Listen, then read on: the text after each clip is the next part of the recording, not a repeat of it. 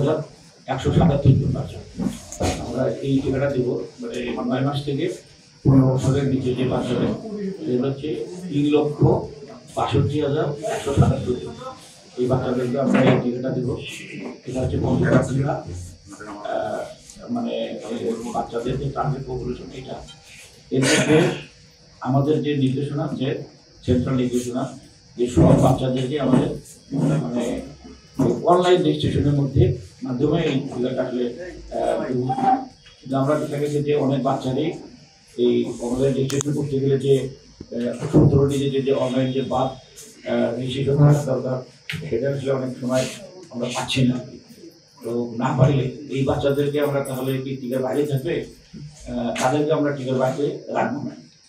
তাদেরকে আমরা এখানে আমরা 3টা পদ্ধতিতে আমরা রেজিস্ট্রেশন করি। 3টা পদ্ধতিতে, এক হচ্ছে যাদের রেজিস্ট্রেশন নাম্বার আছে তারা শুধুমাত্র www.vaccivate.gov.bd এইটাতে গেলে ওনারা ওনার রেজিস্ট্রেশন নাম্বার দিলে ওনাদের মোবাইল নাম্বার আছে, এই মোবাইল নাম্বার দিলে ওনারা টিকা কার্ডটা বের করতে পারে। এটা একটা গ্রুপ গেল। 2 নম্বর গ্রুপ হচ্ছে আমরা বলছি যে 15 বছর আর স্কুলের জন্য ক্লাস 9 একটা বাচ্চা যদি পড়ে, দেখা গেল যে তার বয়স হচ্ছে 15 বছর 5 মাস, কিন্তু ক্লাস 9-এর ছাত্রী, কিন্তু ও কিন্তু আসলে রেজিস্ট্রেশন করতে পারবে না।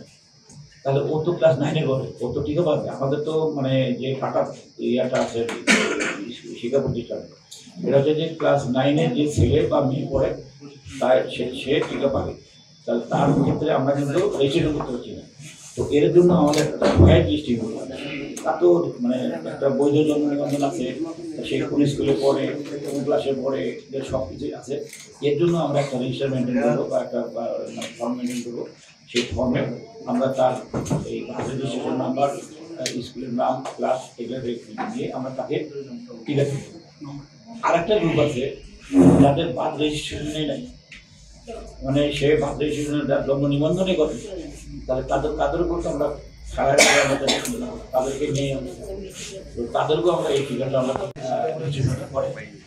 করার ভুল হবে কি, তারা কিন্তু সাথে সাথে রেজিস্ট্রেশন করার পরে আমরা যখন টিকা দেবো, একটা টিকা কার্ড সে পেয়ে গেলো।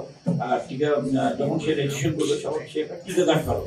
আর যখনই সে টিকা আমরা যেদিন দিব, দেওয়ার পরে আমাদের এখানে একটু কিউআর কোড আসবে, আমাদের অ্যাপ আছে, আমরা স্ক্যান করলে ওরা একটা ওরা যে সেটা টিকা দেওয়া হয়ে গেল, ওই যে সে একটা পদ্ধতিতে যে মোবাইল নাম্বার আছে ওটা যে ঢুকে সনদটা বের করতে হবে। তাহলে প্রথমে একটা প্রথমে হচ্ছে আমরা রেজিস্ট্রেশন করার জন্য একটা টিকার কার্ড আমরা বের করবো। আর দ্বিতীয়ত হচ্ছে টিকা দেওয়ার পর এই মুহূর্তে যাদের সে টিকার কার্ড আছে এবং যারা জন্ম নিবন্ধন আছে, সাথে সাথে জন্ম নিবন্ধন সংস্থা পেয়ে যাবে। আর তাদের ক্ষেত্রে নাই, আমরা টাকা টিকা দিচ্ছি, তাদের ক্ষেত্রে জন্ম নিবন্ধন এই সনদটা পাওয়াটা সে অনেক কষ্টকরভাবে টিভি রাখতে হবে। পরবর্তীতে এটা আমরা ইমাইসে পাঠাবো, ইমাইস ওনারা এন্ট্রি নেবে, এন্ট্রি দেওয়ার পরবর্তীতে আমরা আবার তাদেরকে বিল করবো, তখন আমাদেরকে তখন আমরা ওদের টাকা বের করতে পারবো। তো অনেকে হয়তো বলতে পারেন যে আসলে টিকা কাজটা আসলে কি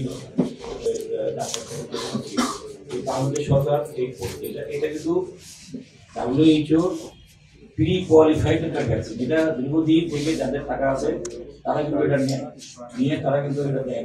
এই প্রথম এটা আমাদের সারা বাংলাদেশে এটা একসাথে আমরা দিচ্ছি। এটা কিন্তু 8 বছর থেকে কাউকে এইভাবে দেওয়া হয়। এই যে